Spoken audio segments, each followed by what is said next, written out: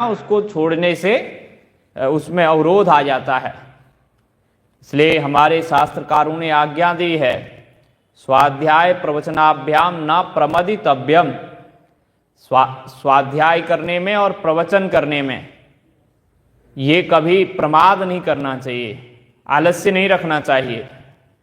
जो स्वाध्याय किया है उसको चिंतन करो और उसका कथन करो, उसको सुनाओ, क्योंकि सुनाएंगे नहीं तो वो जो है चिंतन नहीं हो पाएगा।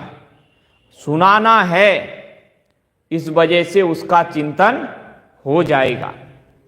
तो ऐसे करके भगवत गीता हर साल सुनाते ही हैं। मानव जीवन का इसमें सार है और यह बहुत सारे ग्रंथों का इसमें निचोड़ है, रस है। इसका रस पान करते रहना चाहिए। और कुछ लोगों को, आपको मैं डांट भी देता हूं कभी कभार, आप सब मेरे से बड़े लोग हैं, पर क्या है कि निद्रा देवी को भगाने के लिए कुछ ऐसे बोल देता हूं, तो उसमें मेरा कोई स्वार्थ या कुछ इस प्रकार हीन भावना नहीं रहती है। मैं इसलिए बोलता हूं क्योंकि मेरा ये काम है, आप लोगों ने ही सौंपा है कि आपको जगाना है।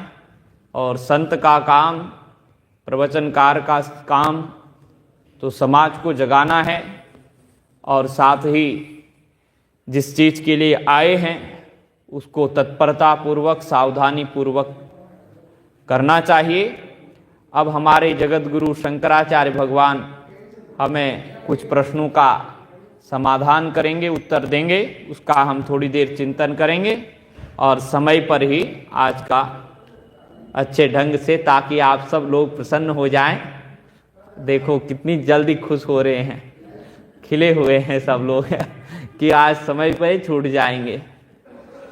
तो यह प्रश्नोत्तरी जो है अद्भुत ग्रंथ है। हाँ, ये बात सही कही, कुछ प्रोग्राम भी होगा आपका। शाम को भी है क्या कुछ? शाम को कुछ नहीं है। हाँ, तो इसमें बताया है कि के शत्रवो मित्र वदात्म जाद्या। ऐसे शत्रु कौन हैं जो मित्र जैसे लगते हैं? हैं तो शत्रु लेकिन मित्र की तरह लगते हैं। बताइए, बोले आत्मजाद्या, जो आत्मज हैं, पुत्र है, पुत्री है, अन्य भी जितने हमारे संबंधी हैं, ये सब कैसे लगते हैं? मित्र जैसे लगते हैं। अगर इनको मित्र बनाकर, मान समझ करके इनमें आसक्ति कर लोगे ना, तो यहां तो भले ही वो मित्र बने रहे शरीर के, लेकिन आपके क्या हो जाएंगे? बंधन के कारण हो जाएंगे। अगला जन्म फिर आसक्ति के कारण लेना पड़ेगा। तो क्या आप शत्रु मानोगे कि मित्र मानोगे? इसलिए शत्रुवत हो गए। इसलिए जगत गुरु कहते हैं कि ये पुत्रादि ही जीव के शत्रु हैं, अगर इनमें आसक्ति हो गई तो। फिर बताते हैं, शिष्यों ने पूछा है, विद्युत चलम किम धन यौवनायु। विद्युत की तरह चंचल क्या है जीवन में? जैसे विद्युत होता है, बिजली होती है, आती है जाती है, पता नहीं चलता। तब बताया कि धन है।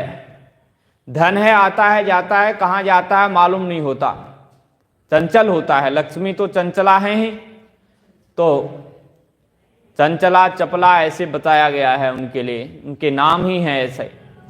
धन, यौवन, युवावस्था, और आयु कब आती है कब जाती है वह भरोसा नहीं, तो ये चंचलता है। दानम परम किंच सुपात्र दत्तम। बता रहे हैं परम श्रेष्ठ दान क्या है? प्रश्न है। उत्तर बताया, सुपात्र दत्तम, किसी योग्य व्यक्ति को दान किया जाता है, वो दान श्रेष्ठ दान है। कंठं गतैरप्यसुभिर किम कार्यम। कंठं गतैरप्यसुभिर्न कार्यम किम किम विधेयम मलिनम शिवार्चाः। कंठगत प्राण होने पर क्या करना चाहिए, क्या नहीं करना चाहिए। कंठगत प्राण मतलब मृत्यु का बिल्कुल निकटतम समय, उस समय भी क्या करना चाहिए क्या नहीं करना चाहिए, जीवन भर की बात अलग है, मरते दम तक क्या करना चाहिए क्या नहीं करना चाहिए। तो जगत गुरु भगवान शंकराचार्य महाभाग कहते हैं मलिनम न कार्यम, पाप नहीं करना चाहिए, और शिवार्चा भगवान शिव की कल्याण स्वरूप परमात्मा की अर्चा करनी चाहिए, पूजा करनी चाहिए, उनकी भक्ति करनी चाहिए। फिर प्रश्न किया है अहर्निशम किम परिचिंतनीयम, गुरुदेव मनुष्य को निरंतर क्या चिंतन करना चाहिए, किस चीज का चिंतन करना चाहिए, किस तत्व का परिवेषण करना चाहिए, मीमांसा करनी चाहिए। अहर्निशम माने दिन रात निरंतर। बोले संसार मिथ्यात्म शिवात्म तत्वम, संसार मिथ्या है यह चिंतन करना चाहिए, संसार झूठा है, इसमें कभी भी सत्यता की बुद्धि नहीं करनी चाहिए, यह मिथ्या है। और शिवात्म तत्वम, जो शिव है उसकी सत्ता है, जो परमात्मा है उसकी सत्ता है, जो सत्य है वही नित्य है, ऐसा चिंतन करना चाहिए। जो कल्याण स्वरूप परमात्मा है उस तत्व का निरंतर चिंतन करना चाहिए रात दिन। और संसार मिथ्या है, इस बात संसार झूठा है, ये सदैव याद रखना चाहिए। एक पंक्ति है, दो बातन को याद रख, जो चाहे निज कल्याण, नारायण एक मौत को दूजा श्री भगवान। तो मौत का मतलब है संसार, संसार को याद रखो, मने सरकने वाला है जिसको नष्ट होने, मृत्यु भी क्या होती है, मृत्यु क्या करती है, नष्ट तो करती है ना। तो ये सारा जितना भी शरीर है, इंद्रियां हैं, ये घर मकान दुकान संसार जायदाद जो भी दिख रहा है सब नष्ट होने वाला है, इसका चिंतन, ये बात याद रखना, जो मिला है सो छूटेगा। और जो शिवात्म तत्व है, नारायण है, भगवान है, इनको याद रखो कि ये नित्य हमारे साथ रहने वाले हैं, इनसे कभी बिछुड़ना है ही नहीं, तो इनसे मित्रता बना लें, इनको ध्यान में रखें, ये प्रभु हैं हमारे। ऐसा करके किम कर्म यत प्रीति करम मुरारे, पूछ रहे हैं कि कर्म क्या है, कौन सा कर्म अच्छा है। बोले जो भगवान श्री कृष्ण को प्यारा हो, जो परमात्मा को मुरारी को प्यारा हो, जिससे जो मुरारी को प्रिय लगे, जो उनका प्यारा कार्य हो वह करना चाहिए। और जो प्यारा कार्य है वो भगवान ने उपदेश किया हुआ है गीता जी में, रामायण में भगवान ने करके दिखाया है क्या प्यारा कार्य है ना। भगवत गीता में कौन सा आहार प्रिय है, कौन सा दान प्रिय है, कौन सी क्रिया प्रिय है, सब कुछ बता दिया है 17वें अध्याय में भी, और पूरे प्रकरण में तो हर कुछ बताया ही जा रहा है। तो जो भगवान को प्यारा है वही श्रेष्ठ कर्म है, वही करना चाहिए।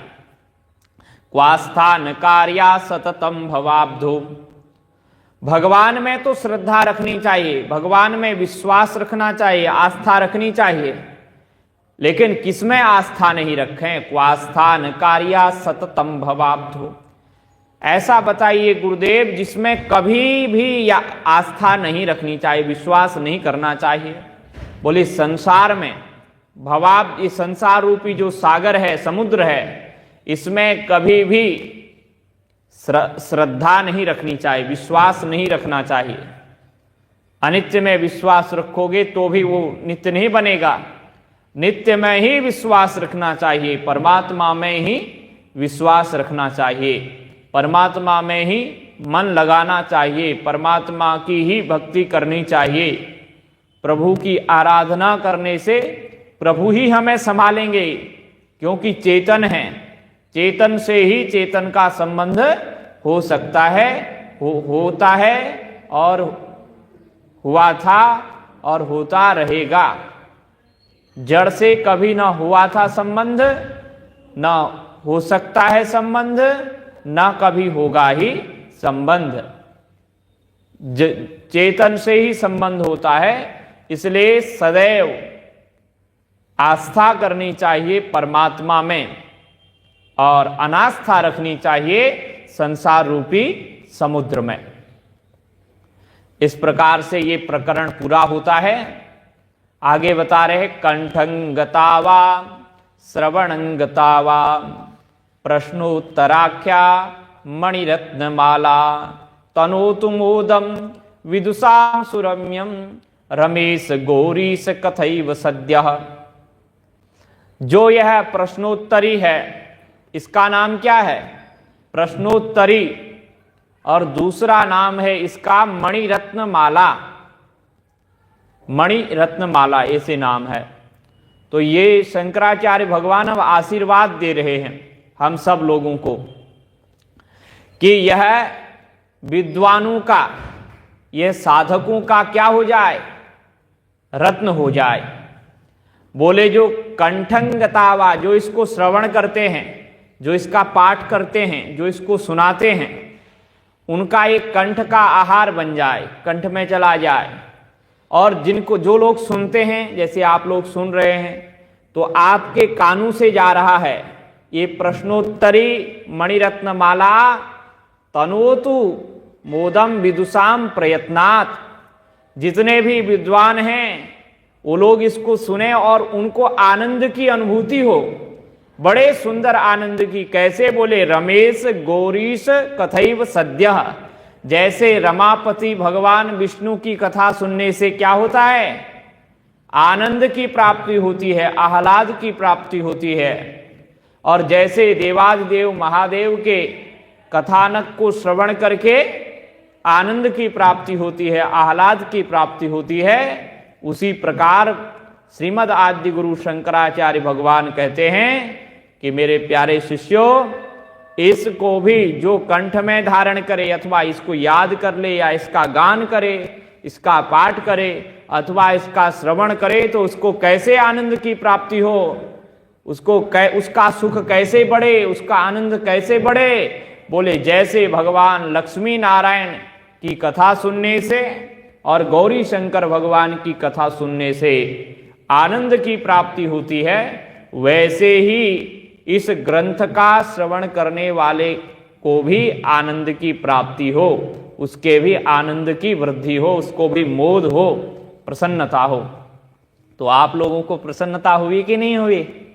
हाँ, मुडाना वाली माता जी, हुई आनंद की प्राप्ति? तो ऐसे करके इसी आनंद के साथ को अपने साथ ले जाइए। गीता जी का चिंतन कीजिए, मनन कीजिए। हमारी वाणी से कोई त्रुटि हो गई हो, कुछ पद भ्रष्ट हो गए हों, कुछ इधर उधर के शब्द आ गए हों, तो गलतियां तो यहीं छोड़ जाना, अच्छाई अपने साथ ले जाना। सायंकाल तो रहेंगे कि कुछ लोग नहीं आते हैं, इसलिए उनसे माफ़ी मांग ले रहे हैं। बोलो राधे